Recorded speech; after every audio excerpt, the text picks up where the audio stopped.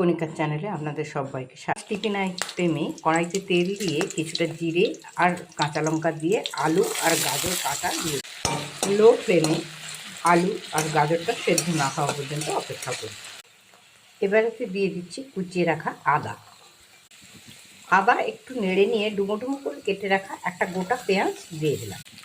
পেঁয়াজ যখন আধা আধা এইভাবে ভাজা হয়ে যাবে তখন দিয়ে দিচ্ছি একটা গোটা টমেটো। এখানে আমি কিছু সাগু জল ঝরিয়ে ধুয়ে রেখেছি। এইবার এই সবজিগুলোর সঙ্গে জল ঝরানো এই যে সাগুটা দিয়ে দিলাম।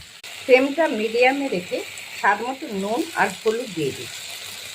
সাগুটা আপনারা বেশি সময় ভেজাবেন না, হালকা করে ধুয়ে নেবেন। কিছু বাদাম তেলে ভেজে খোসা ছাড়িয়ে রেখেছিলাম, দিয়ে দিলাম। কিছু নারকেল কোড়া আর দিয়ে দিলাম একটুখানি ভাজা মশলা। এইভাবে বানিয়ে দেখবেন, সকালে টিফিন আইটেমটা খারাপ হবে না।